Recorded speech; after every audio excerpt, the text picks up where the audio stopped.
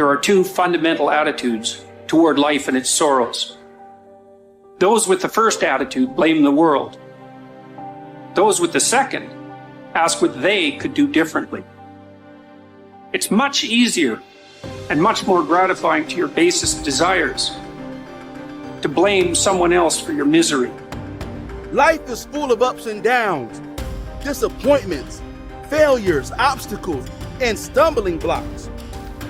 Trust me when I tell you that you will need to be mentally tough to overcome and conquer some of the hurdles life will throw your way. It's called life.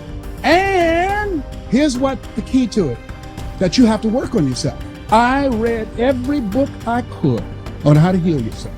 I listened to every speech. I talked to people. I went to lectures. I mean, everything dealing with healing, I fed my mind. Life is a fight for territory.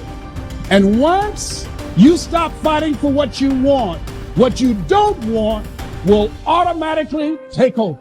You are the only person that can encourage you to get back up. Look in the mirror right now and tell yourself, I will fight through this. I will make it, and I won't give up. Life, you thought you had me down. But this is the moment I change my mind.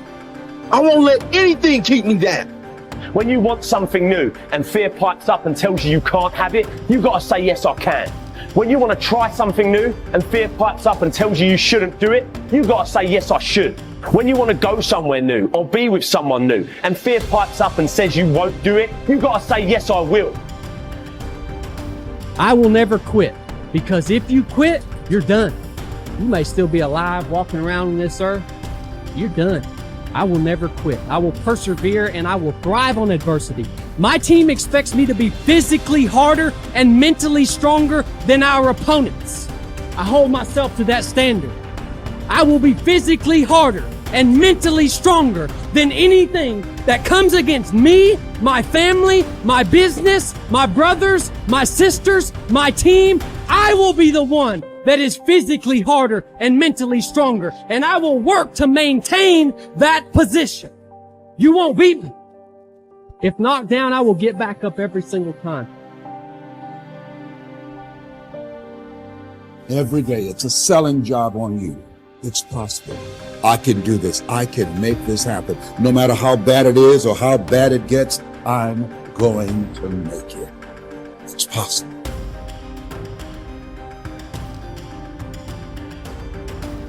Yo, we all are great.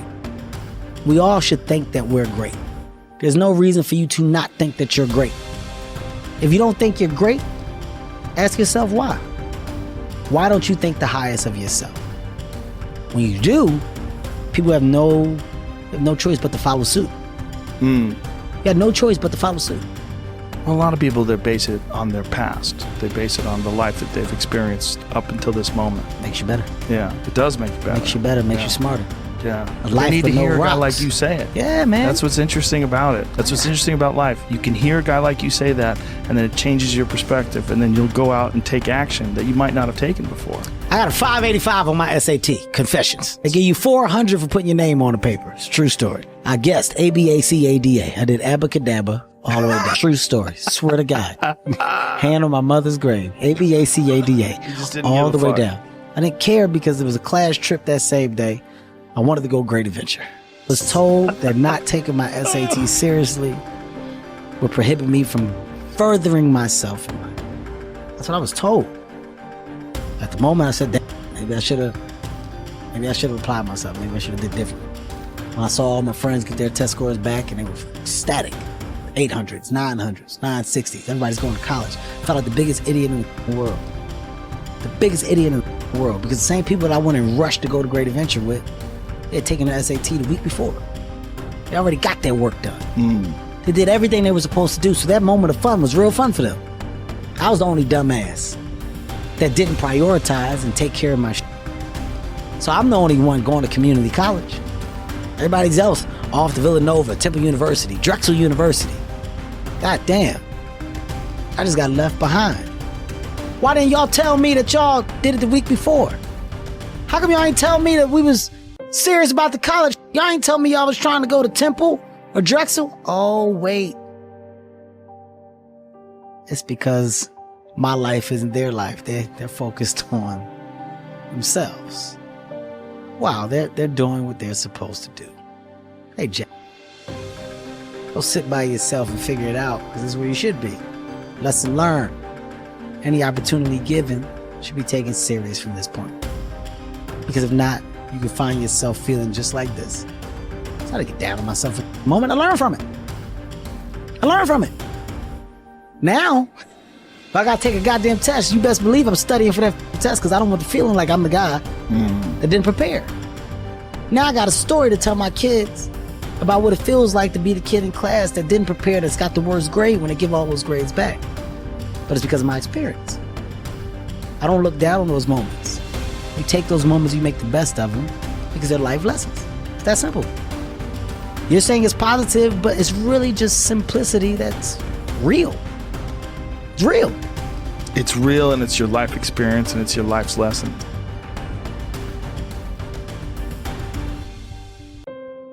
It's unbelievable how little genuine encouragement many people need, and how they had none. No one ever said to them and meant it. It's not okay for you to be a weak loser. It's not okay. And the reason it's not okay is because you could be way more than that. And it's a crime, an ethical crime, for you to allow all that necessary potential to go to waste. It hurts you, it hurts your family, it hurts the world. Really, really, it does.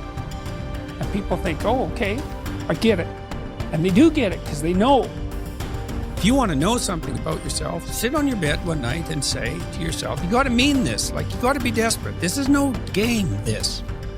It's like, my life is not everything I want it to be, and perhaps it's not everything that I need it to be. And by need, I mean my life is so unbearable that the suffering that's attendant upon that is make me nihilistic, cynical, bitter, resentful, homicidal, genocidal, unable to have a good relationship, prone to punish people for their virtues because of my jealousy, driving the proclivity to see evil everywhere except within my own heart. Like, these are problems, man. And you ask yourself, you sit on the bed and say, okay, man, I'm ready to learn something. Like, what's one thing I'm doing wrong that I know I'm doing wrong, that I could fix, that I would fix? It's like, you meditate on that, you'll get an answer. And it won't be one you want, but it'll be the necessary one. You know, and it's often something that will point you to small things. So Carl Jung said, people in the modern world don't see God because they don't look low enough.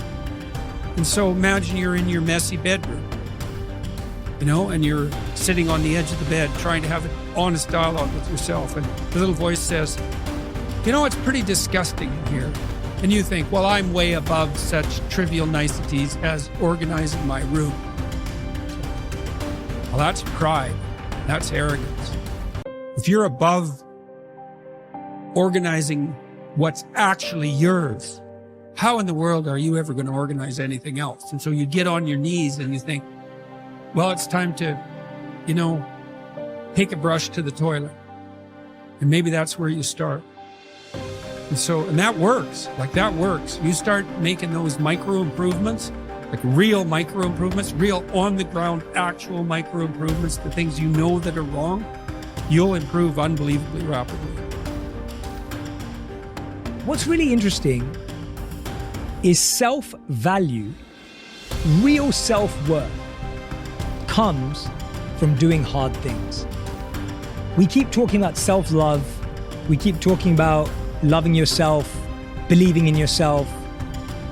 That happens naturally when you go through something difficult. Everyone who's listening right now, I guarantee you, has been through something difficult. Maybe they lost a friend. Maybe they've been through cancer. Maybe they lost their job and had to rebuild. Maybe they completely got destroyed during the pandemic and had to figure everything out with their health. The point is, we've all done hard things, and self-worth and self-value comes from recognizing the hardship you've been through and the growth that you made during that time. Now, if you're someone who's listening and saying, Jay, well, I'm not sure I've been through anything that challenging, well, that's your challenge. Go and figure out what it is that you want to do that's hard. Is it developing a new skill? Is it getting a qualification? Is it starting that business or dream that you've always wanted to do? What's that difficult thing you're going to do on your own, with your friends, with the support of whoever's around you, but not with the crutch or the handicap of a partner? What are you going to build as a skill, as a tool, as a value yourself that's going to make you say, I've done something? And that's the beginning of it. The beginning is, I've done something and I did that and I can do that. And when you do that, yes, there's going to be, you're going to validate the wrong things. You're going to give yourself praise for the wrong things. You're going to go through ego. You're going to do all of that. But there's still a belief of, I can do hard things. I can do hard things by myself. And I know what value I bring to a relationship. Most people don't want to be really wealthy. What they do want is they don't want to have any financial concerns. If they want to buy a new suit, they can go and get one. If they want to take a trip, they can take the trip. If they want a new car, they can get the new car. They don't want to just run out and spend or buy. They don't want to have any financial concerns. 2, they want to wake up in the morning excited about how they're going to spend their day. And the 3rd, they want to mix with people who are upbeat and creatively productive. These are the 3 things that people really want.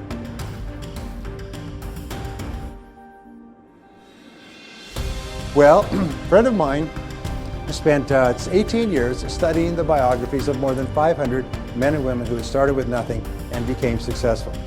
And he was looking for the common denominator of success, and he found it.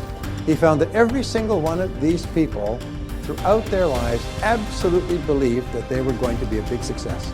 They absolutely believed they were going to be a big success when they grew up, and no matter what happened to them in their adult lives, and they never lost sight of that. Like the 3 wise men following the star, they felt that everything that happened was part of the process. Every setback was a lesson. Every pain was something sent to teach them something that would be helpful, and they never stopped believing in themselves. So if you could buy one belief, the belief is this, is that you are destined to be a big success, that you have incredible potential, that you're surrounded by incredible opportunities, and that you're going to be a huge success in life, and everything that's happened up to now is part of your preparation. So challenge your self-limiting beliefs. Don't ever say, I can't do that, or I'm not good at that, or something else. No, wait and say, wait, what if that's totally false? What if deep down inside of you have the ability to be extraordinary at something that's important to you? Whether it's skiing or skydiving or mathematics or selling or earning money or running a business. You probably have more ability than you could dream of, but don't sell yourself short. Now in the Bible it says, according to your faith it is done unto you. It's one of the most important principles of the New Testament. In the Old Testament it says, as a man thinketh in his heart, and the heart stands for the subconscious mind, which means a deep belief, so is it, or so is she. William James says, beliefs create the actual fact. Is that if you have the belief, it actually becomes the fact, because you always act in a manner consistent with the belief, and as a result you get the results consistent with your actions. And you can control your beliefs. Is it easy to change your beliefs, especially old negative? No, it's not easy. Is it possible? Absolutely. Is it easy to lose weight? No. Is it possible? Of course it is. If you want to become successful in life, young man, he said, number 1, you got to change your mindset. He said, you don't get in life what you want, you get in life what you are. Number 2, practice OQP, only quality people. You earn within $2,000 to $3,000 of your closest friends. And the 3rd thing he said, develop your communication skills, because once you open your mouth, you tell the world who you are.